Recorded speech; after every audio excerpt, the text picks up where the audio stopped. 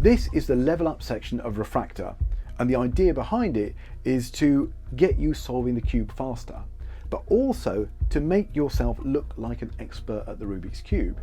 Because I think if you're going to do the routines that we've taught on here, I think you need to be able to solve the cube pretty quickly. I mean, you don't have to be a sub 20 speed cuber, but I think you've got to ideally be able to solve it in a minute or less. And I think it's important, because I think you really need to look like you know what you're doing with this object if you're going to be doing the tricks that we taught. But the good news is that all the techniques that I teach you on here are really easy, and if you've started to learn Refractor, then you'll find the techniques on here even easier, because you've already started to learn a few of them in the actual tutorials themselves on there. So the idea is to help you solve the cube using the beginner's method, but just get you quicker at doing it, quicker and more efficient as well. And I do this by teaching just a few finger tricks that all of a sudden, as I say, they make you look like an expert. If you can move the pieces of the cube like that, people immediately look at that and go, oh wow, he obviously knows what he's doing. And then the good news is they're not hard, but they will help you solve the corners super quick. And I'll also give you a few hints on solving the white cross much quicker.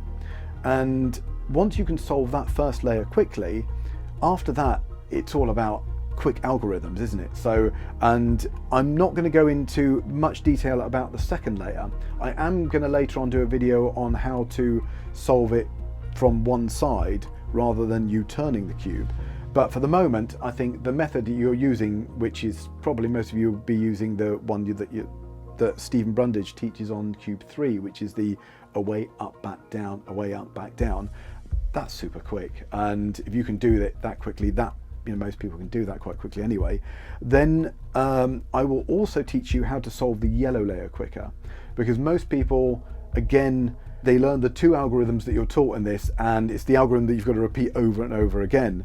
And I'm going to teach you a few more algorithms so that you can solve it in two algorithms every time. The yellow layer will be solved in two algorithms every time. But again, the good news is that because of all the techniques that I've taught you in part one, it will make learning those algorithms super easy, because they all use the techniques that you've been learning, that you've learned anyway.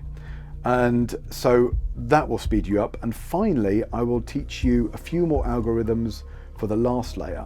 So again, I think most people only learn two algorithms and then you've got to repeat them over and over again. I will teach you another 4 on top of the ones you've probably learned already, and you'll be able to do be able to do it in 2 algorithms every time, and that will just speed up your cubing. I reckon Kev can do it, the beginner's method, without using any of this in around about 40 seconds.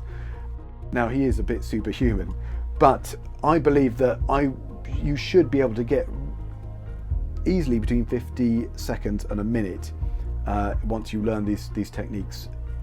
I reckon even faster, but just to be on the safe side, if you can solve the cube in under a minute, I think it looks good no matter what. And if you use the old blindfold,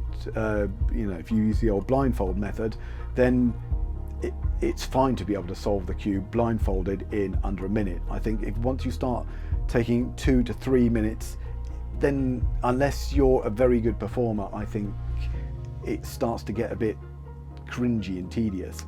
So hopefully this will help you speed you up. Please let us know how you get on with this, because Kev and I are really interested to hear whether this has actually been helpful to you. But without further ado, here is part 1 of Level Up.